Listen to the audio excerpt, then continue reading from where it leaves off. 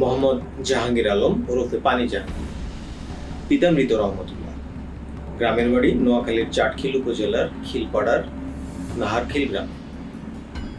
তার bank account অবরুদ্ধ করার নির্দেশ দিয়েছে বাংলাদেশ ব্যাংক এবং তার ও তার স্ত্রী কামরুন নাহারের স্বার্থ সংশ্লিষ্ট প্রতিষ্ঠানের ব্যাংক অ্যাকাউন্টও ফ্রিজের নির্দেশনা দেওয়া হয়েছে। রোববার বাংলাদেশ ব্যাংকের নিয়ন্ত্রণাধীন বাংলাদেশ ফাইন্যান্সিয়াল ইউনিট এই সংক্রান্ত নির্দেশনা দেন।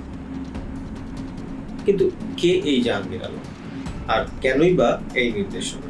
রবিবার প্রধানমন্ত্রী শেখ হাসিনার চীন সফর নিয়ে আয়োজিত সংবাদ সম্মেলনে এক প্রশ্নের জবাবে তিনি বলেন, আমার বাসায় কাজ করে গেছে পিয়ন, সে এখন 400 কোটি টাকার মালিক। হেলিকপ্টার ছাড়া চলে না। হ্যাঁ, বাস্তব কথা। কি করে বানালো এই টাকা? তিনি যদিও কারো নাম উল্লেখ করেন, কিন্তু এই পিয়নই সেই জাহাঙ্গীর আলম।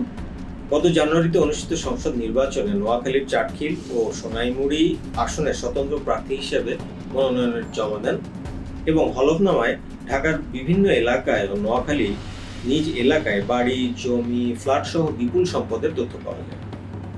হরিনারায়ণপুরে স্ত্রীর নামে 8তলা বাড়ি, রাজধানীর ধানমন্ডিতে ফ্ল্যাট, মোহাম্মদপুর ও নিউ মার্কেটে 2টি দোকান, মিরপুরে 7তলা ভবন ও 2টি ফ্ল্যাট সহ বিভিন্ন কোম্পানিতে তার ও তার স্ত্রীর নামে কোটি টাকার বিনিয়োগ আছে তার। সে প্রধানমন্ত্রীর কার্যালয়ে পিয়ন থাকাকালীন টেন্ডার ও তদবির বাণিজ্য করে অবৈধভাবে এই বিপুল সম্পদ বানিয়েছে।